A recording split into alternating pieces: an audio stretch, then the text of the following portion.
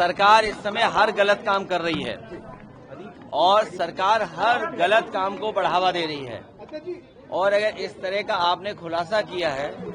तो मुझे उम्मीद है कि सरकार खराब काम को ठीक करेगी। ये सरकार का काम है। कोई काम गलत हो रहा हो उसको नियम के अनुसार काम करें। सर, आरएसएस कह रही है कि संविधान में जो समाजवाद शब्द है, धर्मवाद शब्द है, उसमें बदलाव की जरूरत है। कल जो आपने बात कही थी कि सोशलिस्ट और सेक्युलर, तो आज वो भी यही कह रहे हैं कि हटा देना चाहिए देखिए, जो लोग आरक्षण के विरोधी हैं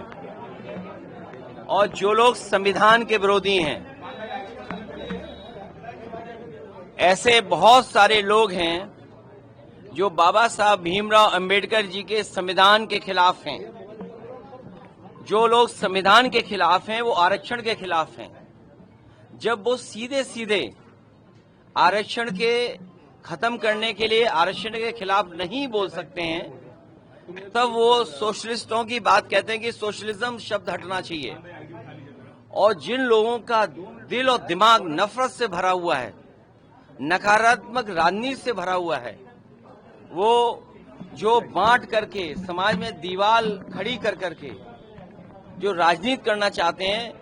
जातियों में धर्म में भेदभाव पैदा कर करके वोट लेना चाहते हैं,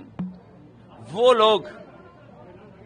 सेकुलरिज्म और सोशलिज्म के खिलाफ हैं। और मैं आप साथियों से कहना चाहता हूं, और मैं बड़ी जिम्मेदारी के साथ, हो सकता है मैं कहीं गलत हूं, उसको आप ठीक करना। जिस समय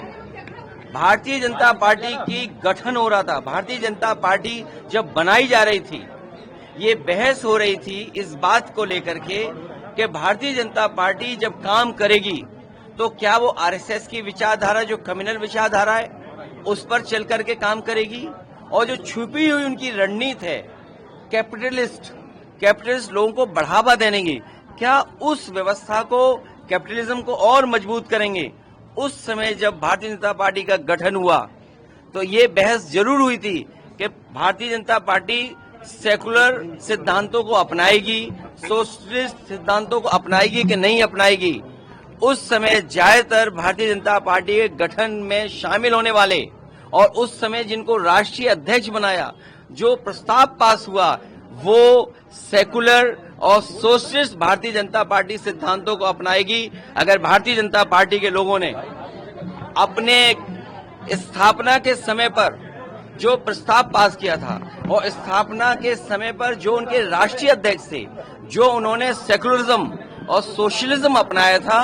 अगर उस चीज को भी नहीं समझ पा रहे हैं तो भारतीय जनता पार्टी के लोग नहीं हैं। और इसके साथ साथ जब भारतीय जनता पार्टी का बंबई में जो अधिवेशन हुआ था, उसका खर्चा सबसे ज्यादा